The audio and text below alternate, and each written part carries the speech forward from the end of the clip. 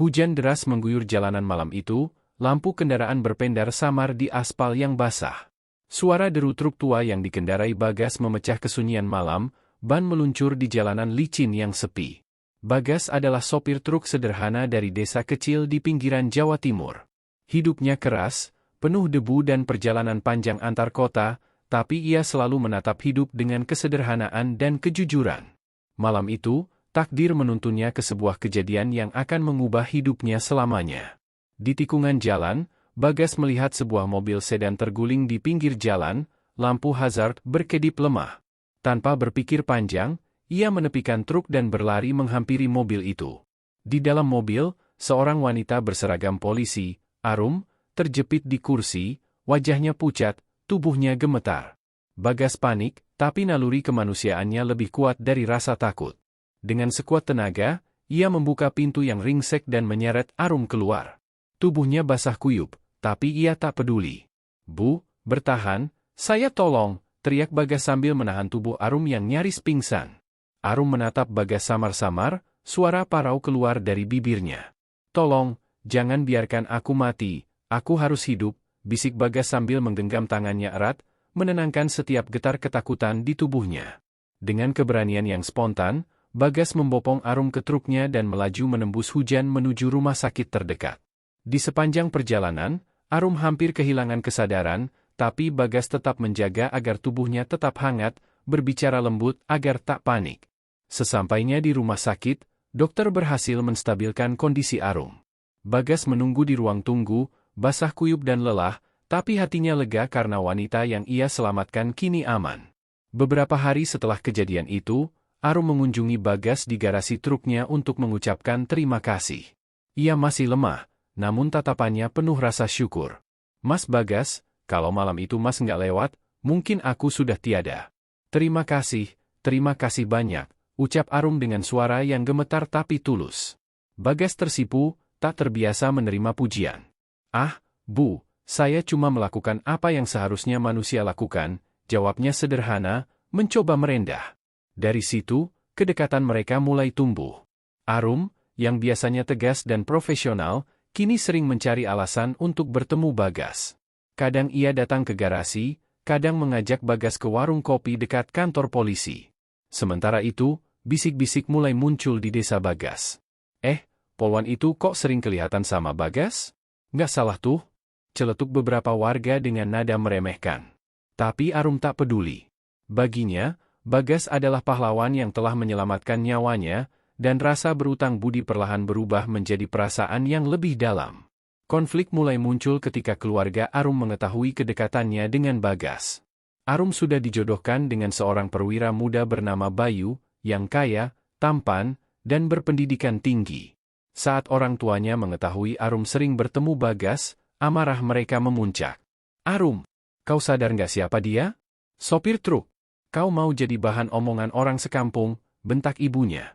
Arum menunduk, hatinya bingung antara mengikuti kata hati atau mematuhi keluarga. Namun hatinya telah tertambat pada Bagas, lelaki sederhana yang tulus dan berani. Satu malam, Arum datang ke rumah Bagas dengan mata sembab, tubuh gemetar.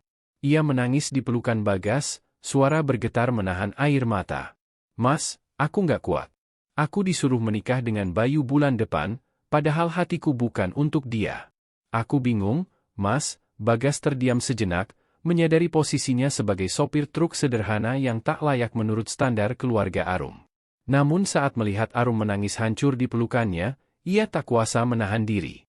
Malam itu, dalam rumah sederhana dengan cahaya lampu yang redup, mereka tenggelam dalam emosi dan kehangatan cinta yang tak terduga. Beberapa minggu kemudian, Arum menyadari sesuatu yang mengejutkan. Ia terlambat datang bulan. Rasa panik menyergapnya. Ia mencoba menenangkan diri, berpikir itu hanya akibat stres. Namun setelah memeriksakan diri ke dokter, kenyataan menghantamnya. Arum hamil. Wajahnya pucat, air mata menetes, dan tubuhnya gemetar saat keluar dari klinik. Bagas, yang menunggu di luar, panik melihat reaksi Arum. "Arum, ada apa? Katakan ke aku," tanyanya dengan cemas. Arum menatap Bagas dengan mata berkaca-kaca. "Mas, aku hamil. Ini, anakmu." Bagas membeku. Dunia seakan berhenti berputar. Sopir truk sederhana kini harus menghadapi kenyataan hidup yang begitu rumit, seorang polwan muda yang ia cintai hamil darinya, dengan segala risiko sosial, tekanan keluarga, dan ancaman Bayu yang sudah dijodohkan dengan Arum. Ia tahu, hidupnya tak akan pernah sama lagi. Dan malam itu, di tengah hujan yang perlahan reda, Bagas merasakan beban besar sekaligus tanggung jawab yang tak bisa ia hindari. Mereka berdua tahu, perjuangan baru akan dimulai, dan badai yang lebih besar menunggu di depan, tetapi cinta dan tanggung jawab kini menjadi satu-satunya pegangan mereka. Kabar kehamilan Arum seperti bom di lingkungan sekitar. Sekali bocor, desas-desus mulai menyebar cepat, baik di kantor polisi maupun di desa tempat Bagas tinggal. Banyak orang yang menatap Bagas dengan sinis dan tak percaya, sementara Arum mulai merasakan tekanan dari rekan-rekan kerjanya. Sebagian menganggap ini skandal, sebagian lagi tak habis pikir bagaimana seorang polwan muda bisa hamil oleh sopir truk sederhana. Bagas sendiri merasa malu, tapi hatinya lebih marah daripada takut. Aku cuma nyelamatin dia. Kenapa dunia ini harus menghukum kita? Gumamnya dalam hati sambil menatap truk tua yang kini terasa lebih berat dari biasanya. Masalah terbesar datang dari Bayu, tunangan Arum. Ia mendengar kabar kehamilan itu melalui gosip dan media sosial, lalu murka. Bayu datang ke kantor polisi diiringi beberapa teman dan preman yang ia sewa, menuntut jawaban. Bagas, kau berani macam-macam sama tunanganku? Kau pikir siapa dirimu? Sopir truk murahan, teriak Bayu, suaranya mengguncang lorong kantor. Arum mencoba menenangkan Bayu, tapi hatinya hancur. Ia bingung antara perasaan cintanya pada Bagas dan tekanan sosial yang luar biasa dari tunangan dan keluarganya sendiri. Keluarga Arum juga ikut campur. Sang ibu marah besar, menganggap Bagas telah merusak reputasi anaknya. Arum, aku nggak mau dengar alasanmu. Kau hamil karena sopir truk? Ini aib. Segera hentikan hubungan itu sebelum semuanya terlambat. Arum menunduk, menahan air mata, hatinya berontak. Ia tahu jika ia menuruti keluarganya, ia harus meninggalkan Bagas dan anak yang dikandungnya, tapi hatinya menolak. Ia tak bisa membuang cinta yang tumbuh dari rasa berutang budi dan rasa hormat yang mendalam pada Bagas. Di sisi lain, Bagas merasakan dunia menekan dari segala arah. Sopir truk sederhana itu harus berjuang keras menyiapkan masa depan anaknya, menahan hinaan masyarakat, dan menghadapi ejekan teman-teman sesama sopir yang mulai menghindarinya. Bagas, kau sanggup nggak? Dia kan polwan, hidupnya jauh beda sama kita, ujar salah satu teman dengan nada merendahkan. Bagas hanya menatap mereka, matanya berkaca-kaca, tapi tekadnya bulat. Ia tahu satu hal, demi Arum dan anak mereka, ia harus kuat. Tekanan makin memuncak ketika Bayu mulai melakukan intimidasi terbuka. Ia mengirim pesan ancaman, menyewa preman untuk mengawasi gerak-gerik Bagas, bahkan mengancam akan menyebarkan berita palsu agar reputasi Bagas hancur. Arum ketakutan, tapi ia menolak menyerah. Malam-malamnya dihabiskan menangis di pelukan Bagas, merasakan ketulusan dan keberanian lelaki itu. Aku nggak peduli siapa yang menentang kita. Aku nggak akan biarkan anak ini lahir tanpa ayah. Mas Bagas, kita harus kuat, bisiknya, suara bergetar tapi tegas. Selain ancaman Bayu, masyarakat mulai menebar rumor lebih kejam. Media lokal memberitakan kisah mereka, menyebutnya, skandal polwan hamil sopir truk, dan warga mulai menatap sinis. Bahkan beberapa tetangga yang dulu bersikap netral kini menghindar atau mengejek. Bagas, yang terbiasa hidup sederhana, merasa dunia menentangnya dari segala arah. Namun ia tak menyerah. Setiap kali melihat Arum, hatinya kembali teguh. Ia tahu cinta mereka lebih kuat dari hinaan dan ancaman. Puncak ketegangan terjadi ketika Bayu datang malam-malam ke rumah Bagas, mengamuk dan menuntut Arum menyerah padanya. Ia datang bersama beberapa preman, mengancam keselamatan mereka. Bagas, meski takut, berdiri di depan Arum, menatap Bayu dengan mata penuh kemarahan dan kesedihan. Aku nggak akan membiarkanmu menyakiti Arum. Anak ini tanggung jawab kita berdua, dan aku nggak akan lari, teriak Bagas, suaranya bergetar tapi tegas. Bayu tak terima, tapi sebelum terjadi kekerasan, tetangga dan beberapa warga desa yang peduli segera datang melerai. Bayu pergi dengan ancaman terselubung, meninggalkan ketegangan yang masih menggantung di udara malam itu. Di tengah semua tekanan, Arum dan Bagas semakin erat. Mereka tahu jalan yang dipilih penuh risiko, tapi cinta dan tanggung jawab mereka pada anak yang dikandung Arum membuat mereka bersatu. Malam itu, di beranda rumah sederhana Bagas, hujan ringan menetes di atap, mereka saling memeluk. Bagas mengelus rambut Arum, berkata, "Kita akan melalui semua ini. Aku janji, aku nggak akan biarkan siapapun merenggut anak kita. Kita akan bertahan, apapun yang terjadi." Arum menangis, merasakan ketulusan yang tak bisa diungkap kata-kata. Namun badai belum berakhir. Ancaman Bayu masih menggantung, tekanan keluarga Arum makin intens, dan masyarakat terus menyebarkan rumor yang lebih kejam. Bagas dan Arum tahu, perjuangan mereka baru dimulai, dan risiko bisa membahayakan nyawa mereka. Tapi satu hal jelas, mereka tak akan menyerah. Ada nyawa kecil yang tumbuh di rahim Arum yang menjadi alasan mereka bertahan, bukti cinta dan keberanian yang tak tergoyahkan. Kehidupan Bagas dan Arum kini memasuki babak paling menegangkan. Bayu, tunangan yang dendamnya tak pernah pudar, bertekad menghancurkan kebahagiaan mereka. Suatu malam, ia datang ke kota dengan mobil mewah dan beberapa preman untuk memaksa Arum menyerah. Namun Arum dan Bagas telah bersiap.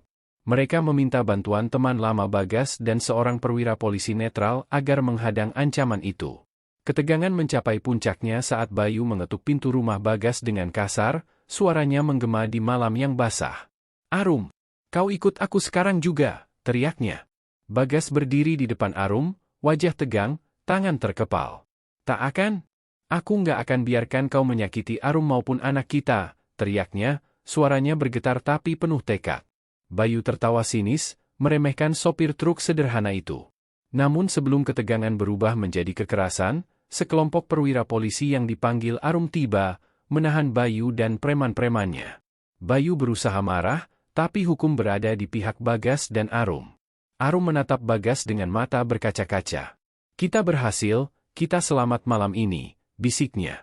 Bagas menggenggam tangannya erat, menahan rasa lega yang campur aduk dengan ketakutan yang masih tersisa.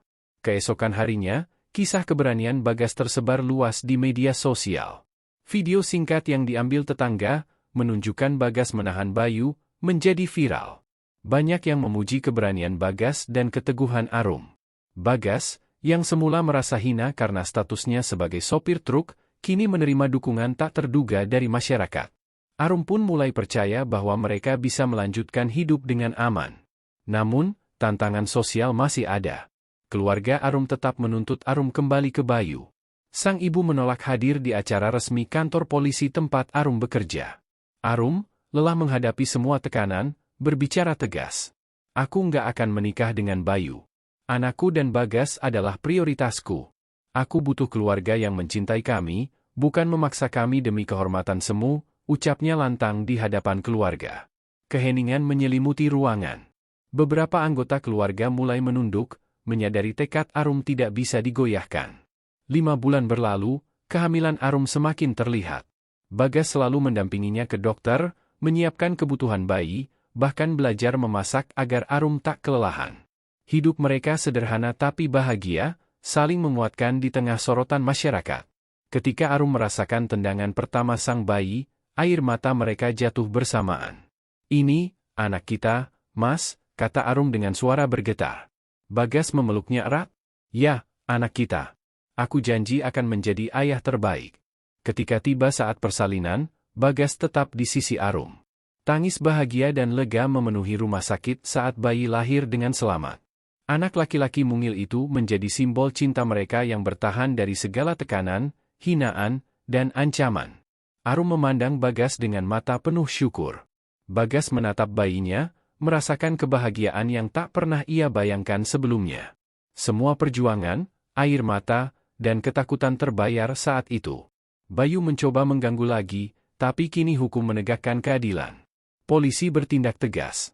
Keluarga Arum perlahan menerima Bagas, menyadari ketulusan cinta dan keberaniannya.